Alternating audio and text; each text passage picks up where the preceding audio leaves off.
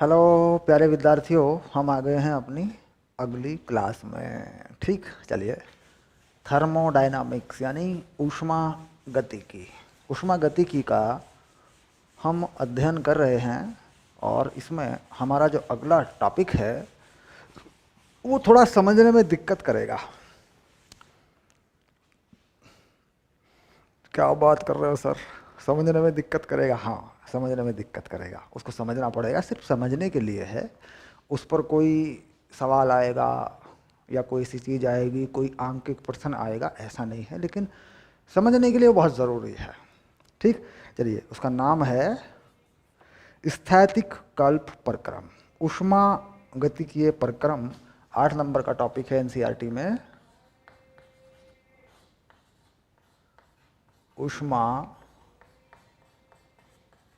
गतिकीय प्रक्रम। और इसी में 12.8.1 यानी पहला जो प्रक्रम है स्थैतिक कल्प प्रक्रम, अंग्रेजी में बोलते हैं quasi static process. Quasi quasi static process. और ये जो आप ऊपर लिखा है इसे क्या कहते हैं? इसे कहते हैं, तो तुम जानते हो, thermo dynamics, thermodynamic process. Process के बारे में मैंने बताया था, प्रोसेस कहते हैं प्रक्रम को।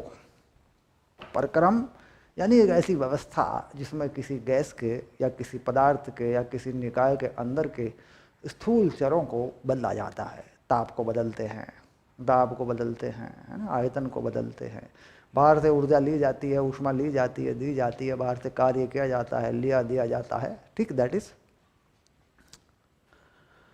Quasi static process. ठीक, ये हमें समझना है। अब देखो, इसके बारे में कुछ चीज़ें मैं लिखूंगा। वह प्रक्रम जो अत्यंत धीमी गति से होता है,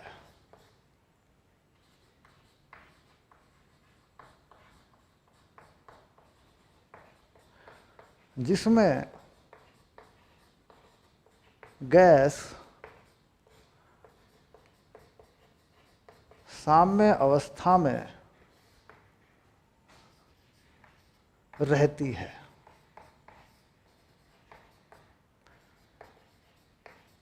स्थैतिक कल्प प्रक्रम कहलाता है।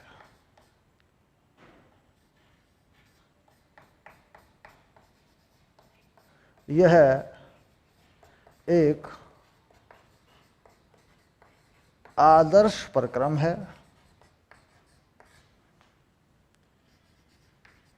अर्थात प्राकृतिक रूप से ऐसा संभव नहीं है। प्राकृतिक रूप से ऐसा संभव नहीं है।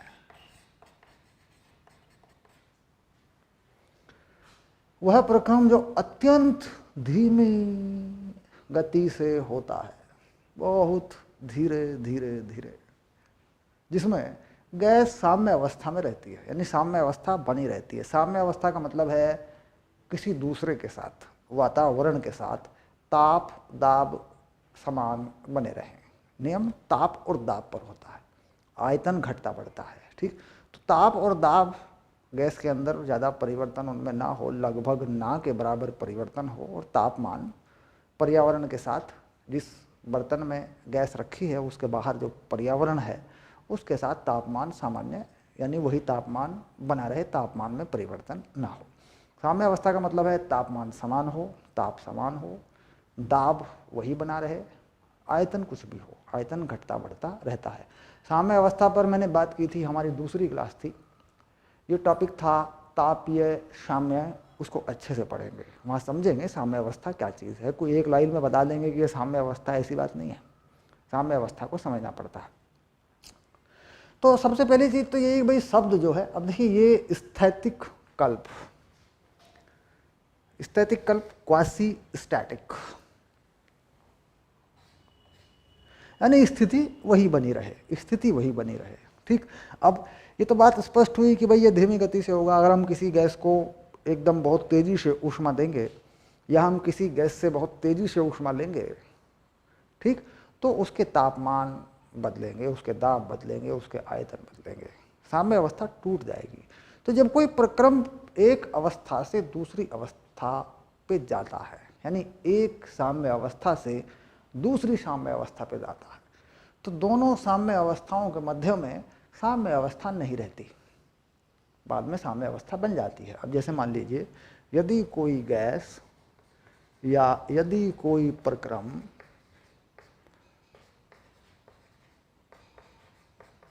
एक साम्य अवस्था x से दूसरी साम्य अवस्था y तक जाता है, तो x व y के मध्य साम्य अवस्था नहीं रहती।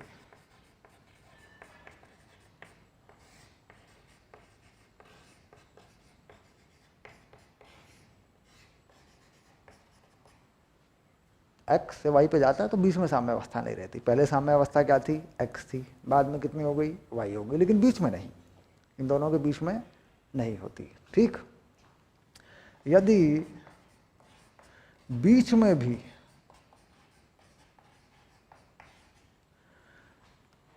सभी बिंदुओं पर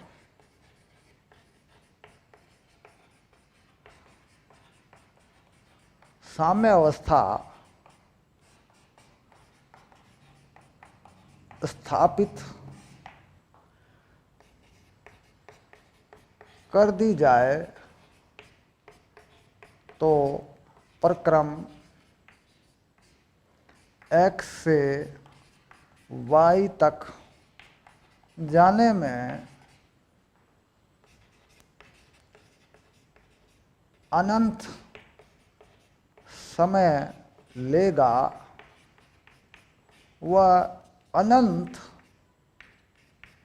धीमी गति से चलेगा। ठीक, ऐसे प्रक्रम को ही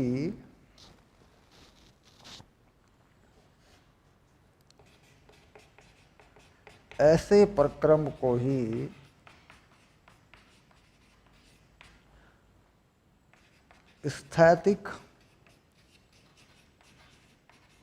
कल्प प्रक्रम कहते हैं। ठीक, अब देखो और अच्छे से थोड़ा समझ में आ जाएगा। यदि कोई प्रक्रम एक साम्य अवस्था x, हमारे पास क्या है? एक साम्य अवस्था है, साम्य अवस्था x, और दूसरी साम्य अवस्था भी प्रक्रम प्राप्त करता है, वह y है, तक जाता है, तो x व y के मध्य साम्य अवस्था नहीं रहती।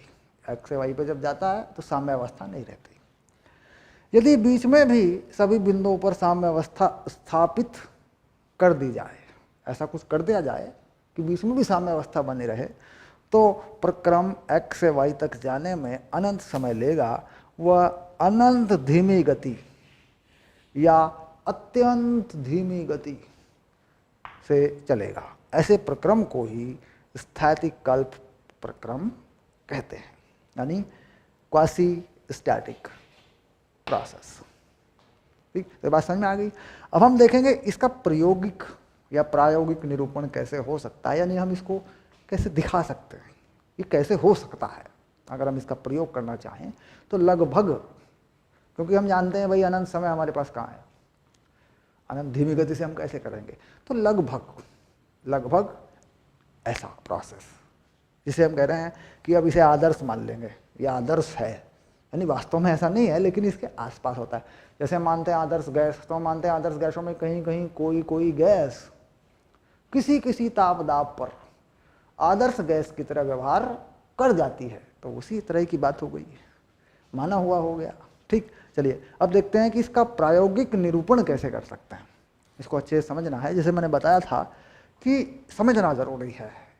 इसमें अगर आप समझ लेंगे इसको, तो एक समझने की शक्ति हमारी बढ़ जाती है, विश्लेषण शक्ति हमारी बढ़ जाती है, जो कि जरूरी है।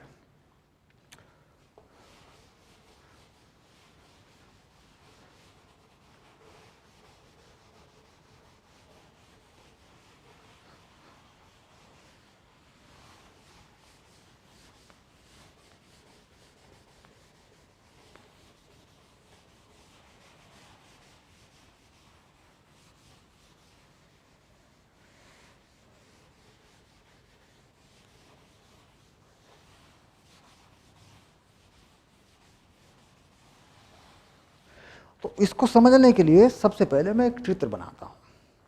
ठीक, अब देखिए चित्र कैसे बनाना है। सबसे पहले मैं क्या करता हूँ, यहाँ पे एक क्षैतिज तल बना लेता हूँ। ये है क्षैतिज तल।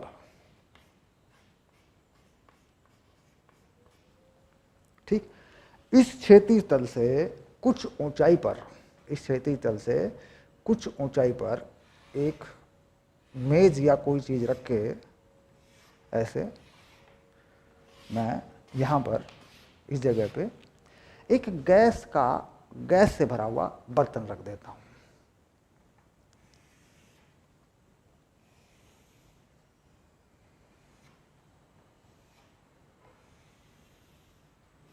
और इस बर्तन में मैं एक पिस्टन लगाकर गैस भर देता हूँ। ये मैंने पिस्टन लगाया और ये मैंने इसमें गैस भरी, ये पिस्टन लगा दिया मैंने, और इसमें एक गैस भर दी मैंने। अब मैं इसमें गैस भरूंगा, देखो एक है ना, ये मैंने इसमें गैस भर दी।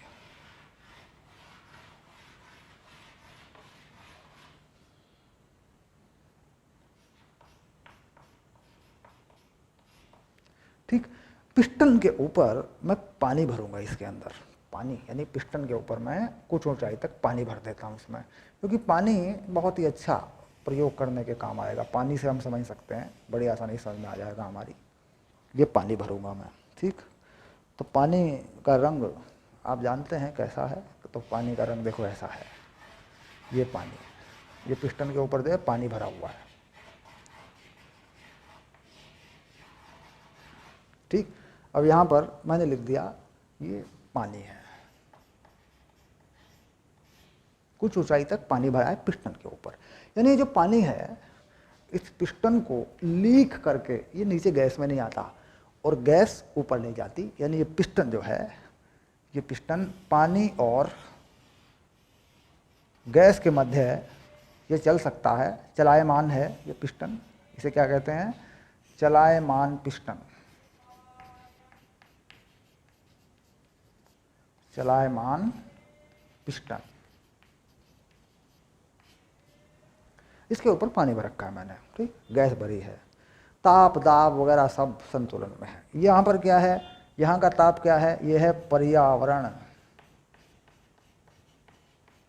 पर्यावरण ताप T है।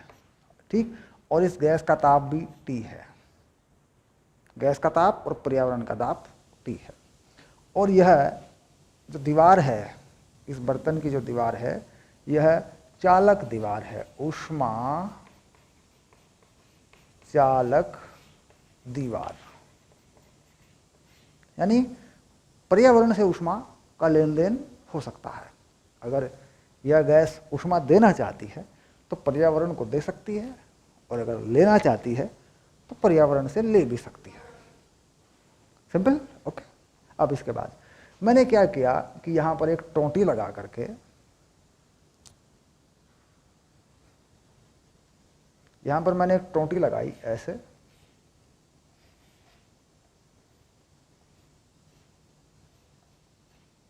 और इसको आगे निकाला, और यहाँ पर मैंने पानी निकालने की व्यवस्था की।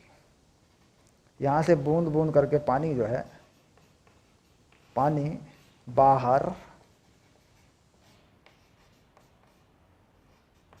आने के लिए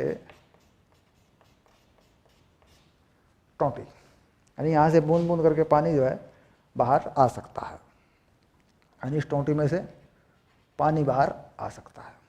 टोंटी खोलूँगा तो पानी बूंद बूंद करके टपकेगा, तो पानी टपकेगा नीचे ज़मीन पे, कोई इशू नहीं है, ठीक। यानी यहाँ से पानी मैं निकाल सकता हूँ, इसमें से टोंटी लगा के मुझे ज़रूरत पड़ेगी मैं पानी निकालूंगा, ठीक। इसके बाद यहाँ से इसी तल से ऊपर मैं, यहाँ से ऊपर मैं यहाँ पर जाता हूँ ऐसे, और यहाँ पर मैंने एक वापस एक मेज लगा रखी है, ऊंची सी मेज ऐसे,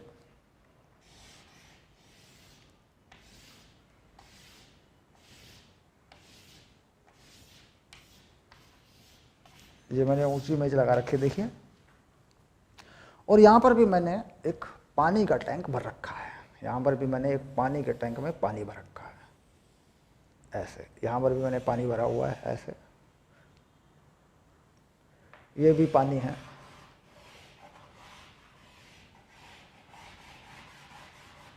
ठीक।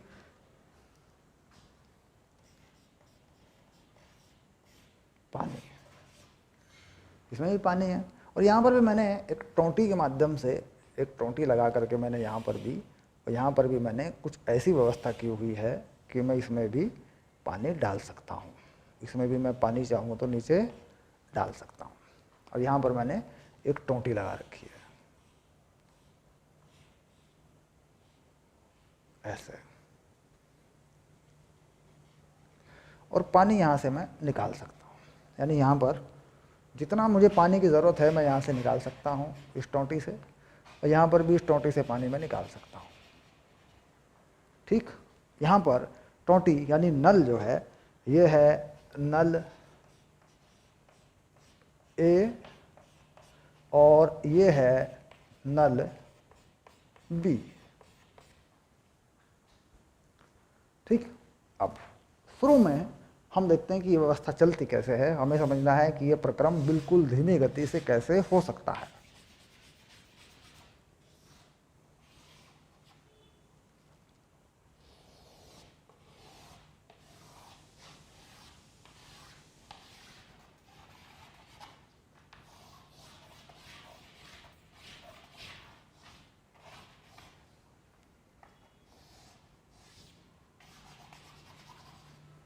ओके, बात समझ में आ गई, पक्का हो गया, ठीक। अब देखिए,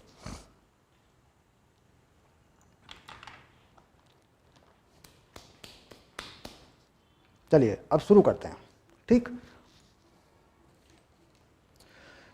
तो सबसे पहले हम क्या करते हैं, ये देखिए एक नल मैंने लगाया, इसको बढ़िया करके चमका देता हूँ। बच्चे कहें सर क्या सर आप ड्राइंग बनाते रहते हो, सर फिजिक्स भी पढ़ा दिया और ड्राइंग बनाते रहते हो आप। अरे ड्राइंग बनाना सीख लो, क्या दिक्कत है, अच्छा लगता है ना।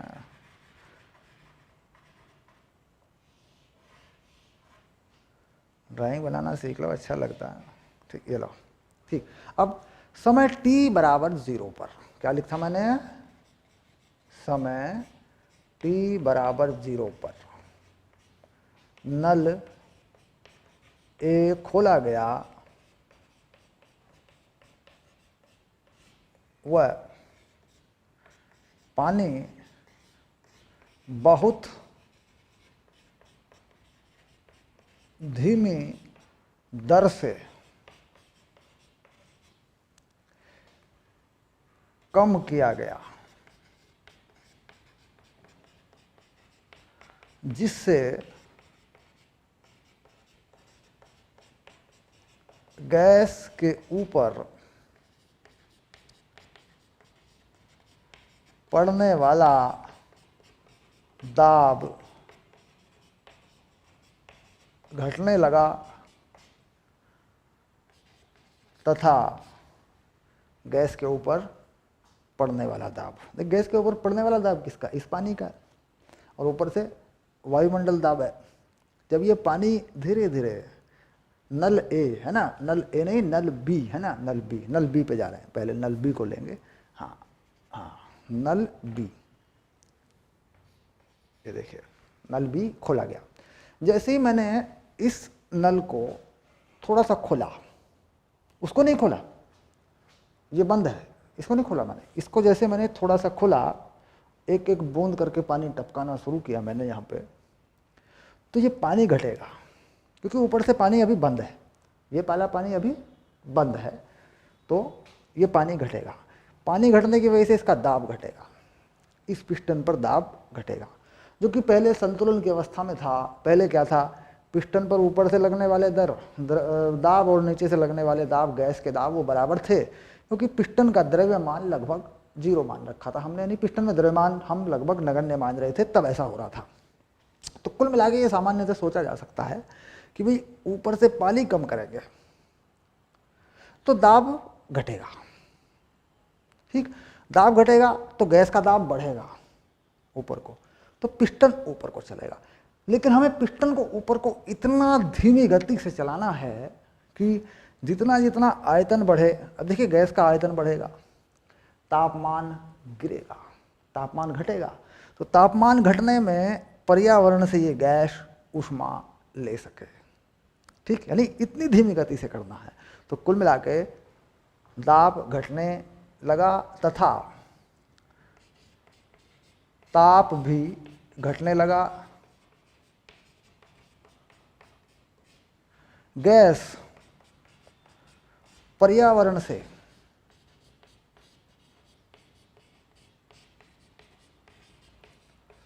ऊष्मा लेने लगी। प्रक्रम को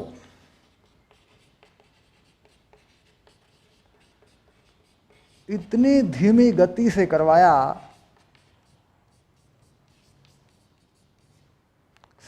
गया कि तापमान स्थिर बना रहे।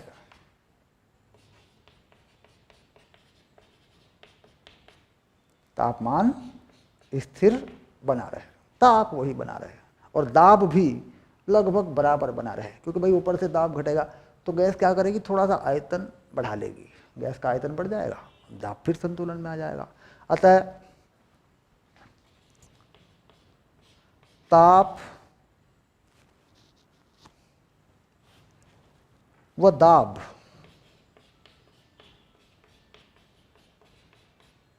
का संतुलन बना रहे। ठीक, यानी अगर गैस का ताप थोड़ा सा घटता है तो दाब थोड़ा सा घटता है। भाई दाब घटा तो गैस में विस्तार हुआ, आयतन बढ़ा, थोड़ा सा ताप भी घटता है। ठीक, यानी आयतन बढ़ जाएगा, उसके बाद गैस क्या करेगी? पर्यावरण से ऊष्मा ले लेगी, ताप फिर वही हो जाएगा, और दाब फिर संतुलन में आ जाएगा। आयतन बढ़ गया तो दाब संतुलन में आ जाएगा। तो कुल मिला के जैसे ही दाब बढ़ता है थोड़ा सा, ठीक, तो दाब बढ़ने से क्या होता है या दाब घटने से क्या होता है? सीधा प्रभाव तापमान और आयतन पर जाता है। अब मान लीजिए ऊपर से पानी कम किया तो पिस्टन थोड़ा सा ऊपर को चलेगी, पिस्टन थोड़ा सा ऊपर को चलने की वजह से ताप घट जाएगा। ताप क्यों घट जाएगा? क्योंकि गैस कार्य करेगी, गैस कार्य करेगी तो अपनी ऊर्जा में से कार्य करेगी, तो फिर क्या करेगी गैस? गैस का तापमान थोड़ा सा कम हुआ तो पर्यावरण से ऊष्मा ले लेगी। ठीक, तो ये प्रोसेस इतनी धीमी गति से होना चाहिए, ठीक, कि तापमान लगभग बराबर बने रहें और दाब भी पिस्टन के ऊपर और पिस्टन के नीचे लगभग बराबर बने रहें। तो इसका मतलब हो गया स्थैतिक कल्प प्रक्रम के लिए दाब का परिवर्तन लिमिट dt इक्वल टू 0, ताप का परिवर्तन dt लिमिट इक्वल टू 0, यानी दाब में समय के साथ नाम मात्र का परिवर्तन होना चाहिए और ताप में भी नाम मात्र का परिवर्तन होना चाहिए।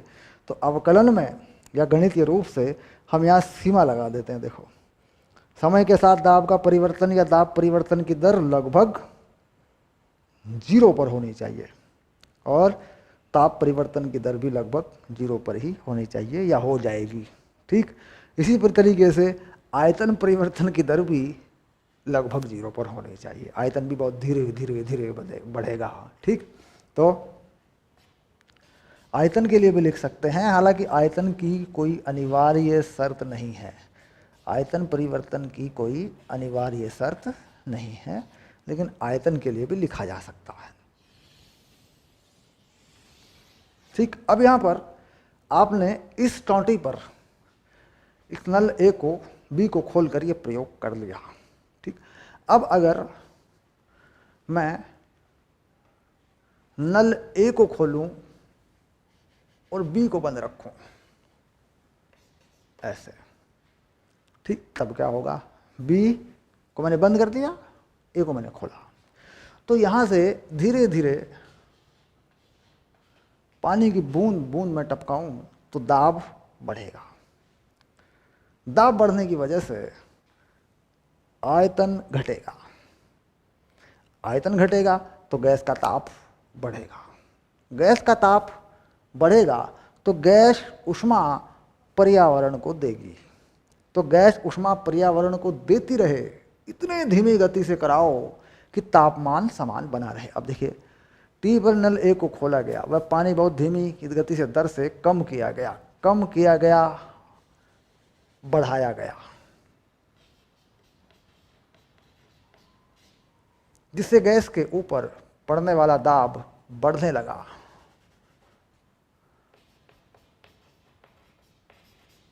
अब बढ़ रहा है, ठीक, तथा ताप भी बढ़ने लगा।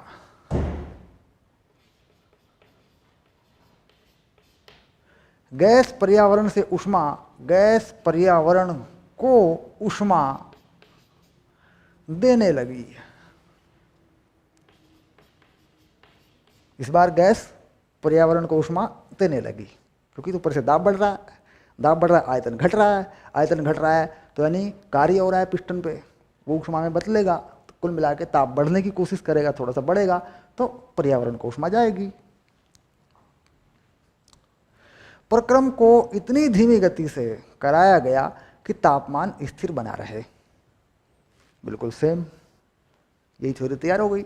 ठीक, तो कुल मिलाकर बहुत धीमी गति से होने वाला प्रक्रम, जिसमें तापमान और दाब लगभग स्थिर बने रहें, वही बने रहें जो के त्यों बने रहें, उनमें ज़्यादा परिवर्तन ना हो, वो स्थैतिकल्प प्रक्रम होता है।